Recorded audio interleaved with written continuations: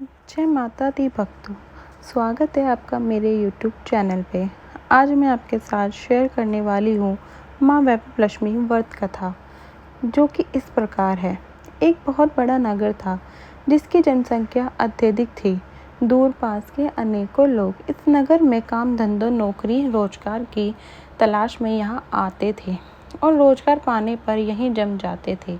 ऐसे लोग अपने काम धंधों में ऐसे व्यस्त रहते थे कि अपने अतिरिक्त किसी की परवाह नहीं करते थे। लोग स्वार्थ में घर के सदस्यों से भी प्रेम व्यवहार कम किया करते थे। ममता प्यार दया सहानुभूति परोपकार जैसे संस्कार बहुत कम हो गए थे। पूजा पाठ दिखावे व स्वार्थ पूर्ति के लिए ही लोग करते थे। श्रद्धापूर्वक भक्ति भाव से प्रभु भजन एवं कीर्तन नाम मात्र ही हुआ करता था।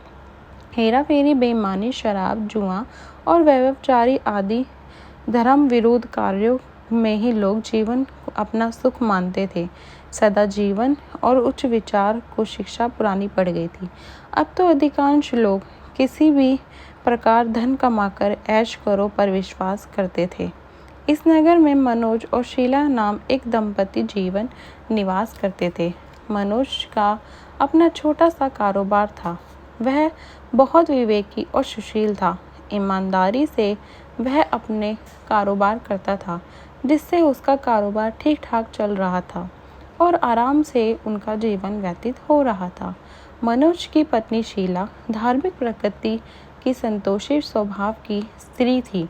वह किसी की बुराई नहीं करती थी, परंतु यथासंभव दूसरों की सहायता को भी तत्पर रहती थी।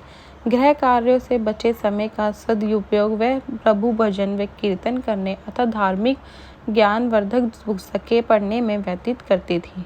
वास्तव में उनकी गृहस्थी एक आदर्श गृहस्थी थी। आसपास के अधिकांश लोग उस परिवार की सराहना भी करते थे, किंतु कुछ लोग जिन्हें दूसरों की खुशी देखकर जलन होती है, उन्हें सुख संतोष पूर्वक जीवन यापन करते देख मन ही मन कुढ़ते थे।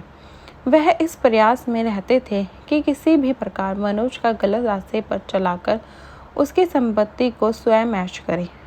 मनोज और शीला की गृहस्थी इस प्रकार हंसी खुशी चल रही है, पर कहावत है, सब दिन होत न एक समान। मनुष्य के जीवन में सुख दुख हानि लाभ लगे रहते हैं।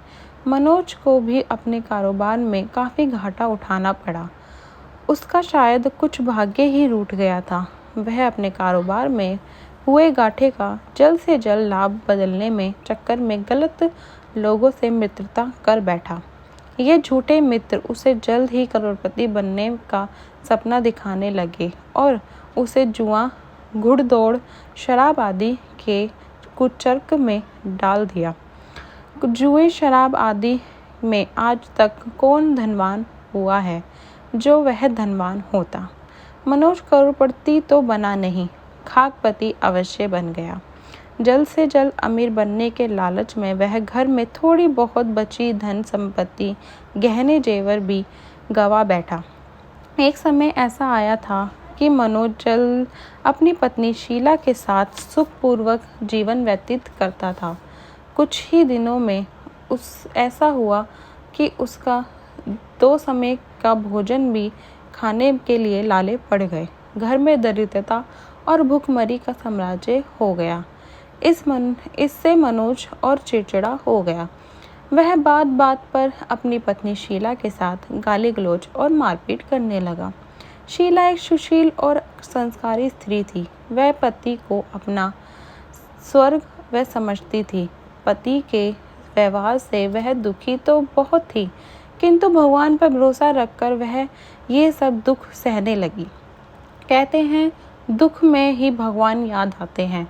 सो शीला का मन भी हर समय प्रभु पर भरोसा था और विश्वास था कि भगवान उसे सुख के दिन भी अवश्य दिखाएंगे। एक दिन दोपहर को शीला दुखी हृदय से भगवान को याद कर रही थी। हे प्रभु, हम तेरे छोटे बच्चे हैं, हमारी गलतियां और अपराधों को क्षमा करो। हे भगवान, मेरे पति को सद्बुद्धि दो। अभी तो ऐसा कह ही रही थी कि अचानक किसी ने उसके द्वार पर दस्तक दी। शीला विचार मगन हो गई कि इस समय मुझ गरीब के घर कौन आ सकता है। सगे संबंधियों और यार दोस्तों ने पहले ही किनारा कर लिया था। फिर भी द्वार खोल दिया। देखा तो सामने एक वृद्धा खड़ी थी। शरीर पर झुर्रियाँ थी, किंतु चेहरे पर अलौकिक तेज टपक रहा था। उनकी आंखों से करुणा और प्यार को मानो अमृत बह रहा था। शीला उच्च वृद्धा को पहचानती नहीं थी, फिर भी आदर के साथ उसने घर के अंदर ले आई। किसी को बैठाने के लिए घर में उपयुक्त आसन तक नहीं था, अतः संकुच होते हुए शीला ने फटी हुई चादर बिछा दी और उन्हें बैठने को कहा। वृद्धा उसी चादर पर आराम से बैठ गई। वृद्धा के आगमन से शीला के मन को कुछ शांति सी महसूस हुई। वृद्धा ने उससे पूछा, शीला, मुझे पहचानती हो या नहीं? शीला बोली, माँ जी, आपको देखते ही कुछ अपना सा महसूस कर रही हूँ। ऐसा लगता है जैसे आप मेरे बहुत नज़दीकी हो। आपको देखकर मेरा रोम रोम खिल उठा है, जैसे प्राय विशेष परिचित व्यक्ति से मिलने पर होता है। किंतु मुझे कुछ याद नहीं पड़ता। मैंने आपको वहाँ देखा था। वृद्धा ने अपनात्व दिखाते हुए कहा।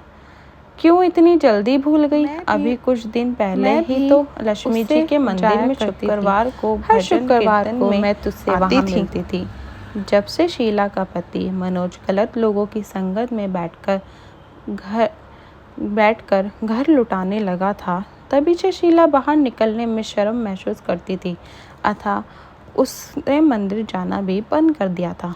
शीला ने याद करने की कोशिश की कि वह कब उस बुढ़िया माँ से मिली थी, परंतु उसे कुछ याद नहीं आया। तभी विद्या बोली, बेटी, तू मंदिर में कितने मधुर भजन गाती थी। बहुत दिन से तू वहाँ आई नहीं। मैंने सोचा चलो देखकर देखती हूँ, कहीं तू बीमार तो नहीं पड़ गई। यही सोचकर यहाँ चली आई। वृद्धा के ममता भरे वचनों को सुनकर शीला का मन हृदय से भर गया। उसने अपनी रुलाई रोकने की कोशिश की, किंतु असफल रही और वह फूट फूट कर रोने लगी। यह देखकर वह बुढ़िया माँ उसके पास आ गई और सिर पर प्यार भरा हाथ रखकर उनको ठटस बांधने लगी। वृद्धा बोली, बेटी, जीवन में सुख और दुख आते ही रहते हैं। हमेशा सुख अथवा हमेशा दुख किसी पर नहीं होता, अतः दुख सुख से घबराना नहीं चाहिए। शीला बोली, माँ जी, मैं थोड़े दुख में कभी नहीं घबराई, किंतु अब नहीं सहा जाता। ऐसा कहते वह रोने लगी और वृद्धा फिर से सत्वाना देती हुई बोली, धैर्य धरो बेटी और अपनी व्यवस्था मुझे बता। तुझे क्या सुख क्या दुख खाए जा रहे हैं। इस प्रकार बताने से तेरा मन भी हल्का हो जाएगा और मुझसे जो हो सकेगा मैं तेरा दुख दूर करने के लिए उपाय बताऊंगी। वेदा की बात सुनकर शीला के मन को बहुत राहत मिली। उसने बुढ़िया माँ से अपनी दुख भरी कथा सुनानी शुरू की। वह बोली, माँ जी, पहले मेरे परिवार में बहुत सुख शांति थी। मेरे पति बड़े मेहनती, ईमानदार और सुशील थे। भगवान की कृपा से मेरे घर में खुशियाँ ही खुशियाँ थी। किसी भी कार्य में हमें कभी धन की कमी महसूस नहीं हुई थी। अचानक हमारे भाग्य ने पलटा खाया। मेरे पति को अपने कारोबार में घाटा हुआ। अधिक धन कमाने के चक्कर में वह बुरे लोगों की संगत में आ गए और वह जुआ, शराब, रेत आदि कुटबे में फंस गए। जिस प्रकार उन्होंने अपना सब कुछ गंवा दिया। आज हम बिल्कुल कंगाल हो गए हैं। अब तो जैसे तैसे घर की छोटी चीज़ें, मोटी चीज़ बेचकर हम अपना गुजारा करते रहे। अब तो घर की सभी वस्तुएं भी समाप्त हो गई है। अब हम दर दर की ठोकरें खाने के लिए भिखारी हो गए हैं। वृद्धा बोली, बेटी, कर्म की गति कब बड़ी न्यारी होती है। मनुष्य यदि अच्छे कर्म करे तो उसे दुख नहीं उठाने पड़ते। कुछ पिछले जन्मों के कारण लाभ हानि अथवा सुख दुख मनुष्य में आते हैं। ऐसे में वह संयम से काम ले और भगवान पर भरोसा रखे तो शीघ्र ही उन दुखों से पार पा लेता है। बेटी, तेरे दिन भी अवश्य फिरेंगे। मैं तुझे उपाय बताती हूँ। तू भगवती महालक्ष्मी की भक्त है तो स्वयं धन की देवी और प्रेम तथा करुणा की अवतार है। अपने भक्तों पर उनकी कृपा सदा बनी रहती है, अतः तू उन्हीं महालक्ष्मी जी का व्रत कर, वह अवश्य ही तेरा कष्ट दूर करेंगी। बुढ़िया माँ की बात सुनकर शीला बहुत प्रसन्न हुई। उसने पूछा, माँ जी, श्री महालक्ष्मी जी व्रत कैसे किया जाता है, यह मुझे समझाकर कहो। इस व्रत को अवश्य करूँगी। बुढ़िया ने कहा, बेटी, श्री महालक्ष्मी जी का व्रत बहुत ही सरल है। इसके करने से धन संपत्ति, सुख, वैभव और यश प्राप्त होता है। कुंवारी कन्याओं को मनचाहा पति मिले, निसंतान को संतान हो, खोई हुई वस्तु वापस मिले, कोई अन्य मनोकामनाएं भी इस व्रत को करने से पूर्ण होती है। धन और वैभव प्रदान करने के कारण ही देवी माँ लक्ष्मी को धन लक्ष्मी अथवा वैभव लक्ष्मी भी कहा जाता है। शुक्रवार देवी का दिन होता है, इसलिए यह व्रत शुक्रवार को ही किया जाता है। व्रत करने वाले सुबह स्नान आदि से निर्वृत्त होकर भगवती माँ लक्ष्मी माँ, जय वैभव लक्ष्मी माँ का निरंतर जाप करते रहना चाहिए। सायंकाल अपने घर के एक ऐसे कोने में चौका लगाकर अथवा साफ करके एक पटरा रखो। उसके ऊपर एक साफ कपड़ा बिछाकर उस पर थोड़े से चावल रखो। फिर एक लोटे में जल भरकर उन चावलों के ऊपर रखो। लोटे के ऊपर एक कटोरी रखो। उससे कटोरी में सोने या चांदी का कोई आभूषण रखो। अगर कोई आभूषण ना हो तो 1 रुपये का सिक्का और भी कटोरी में रखा जा सकता है। इसके बाद एक घी का दीपक और धूपबत्ती जलाकर रखो। एक बर्तन में थोड़ा मीठा प्रसाद के रूप में रखो। प्रसाद में बताशे अथवा गुड़ भी रखे जा सकते हैं। पटरे के ऊपर लोटे के पास सोने, चांदी या तांबे का बना श्री यंत्र भी रखो। यदि धातु का श्री यंत्र घर में ना हो तो कागज पर छपे श्री यंत्र को भी रखा जा सकता है। भगवती लक्ष्मी माँ को श्री यंत्र अत्यधिक प्रिय है। पाठकों और भक्तों की सुविधा के लिए श्री यंत्र तथा भगवती महालक्ष्मी के 8 प्रमुख स्वरूप को पुस्तकें में छापे गए हैं। पूजा करे और कथा कहने के लिए पटरे के पास पूर्व ही और मुंह की ओर बैठो। सबसे पहले श्री यंत्र को हाथ जोड़कर श्रद्धापूर्वक नमस्कार करो। फिर वैभव लक्ष्मी के ध्यान मंत्र को पढ़कर भगवती महालक्ष्मी जी की स्तुति करो। जिससे संस्कृत में भी ध्यान व मंत्र कहने में कठिनाई हो तो वह सरल भाषा में ध्यान व स्तुति कर सकते हैं। भगवती महालक्ष्मी दिखावे की कोई बल्कि भाव की भूखी हैं। इसके पश्चात कटोरी में रखे आभूषण या रुपये पर हल्दी, कुमकुम और चावल चढ़ाओ। फिर दोनों हाथों से लाल रंग के पुष्प अर्पित कर प्रसाद का भोग लगाओ और धूप व दीप दिखाओ।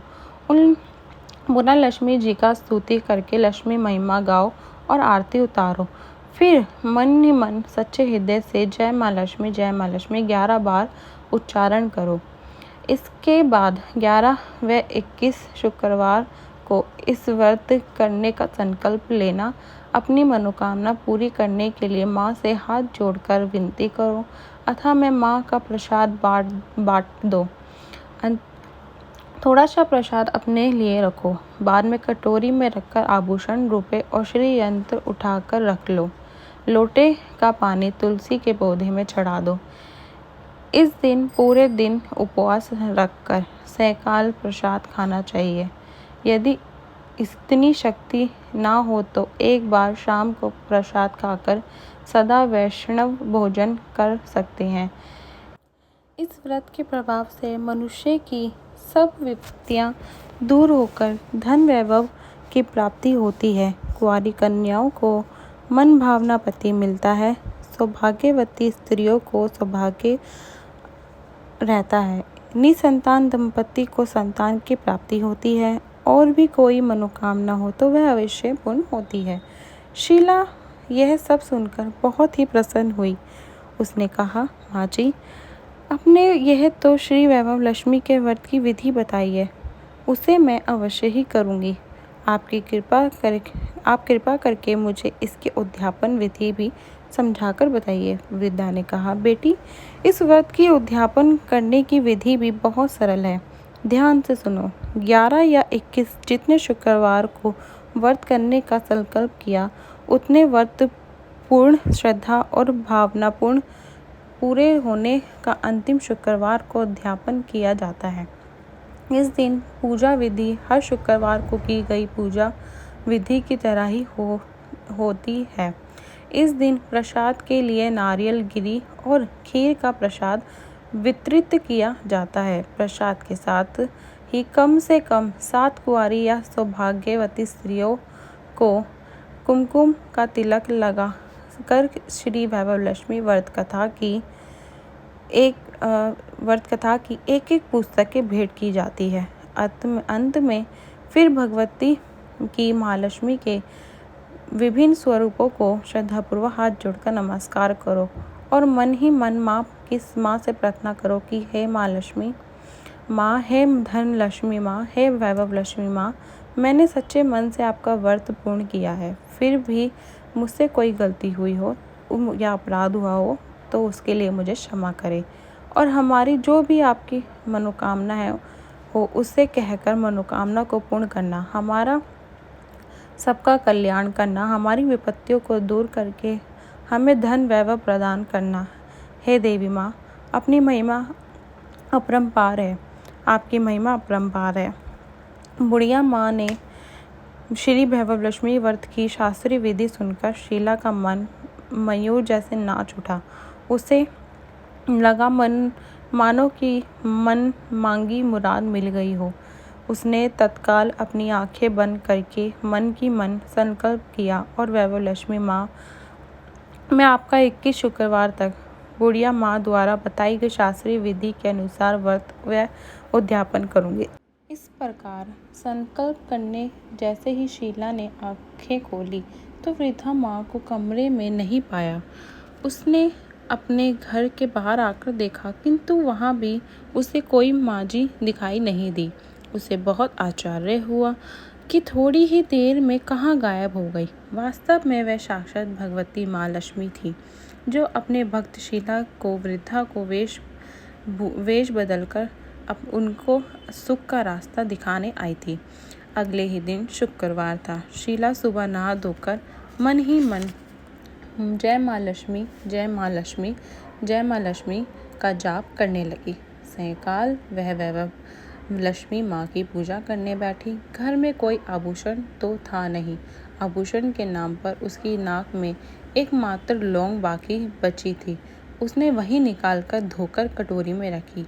घर में थोड़ी शक्कर रखी थी, उससे प्रसाद बनाया और बुढ़िया माँ के द्वारा बताई गई शास्त्रीय विधि के द्वारा वैभव माँ लक्ष्मी का पूजन किया।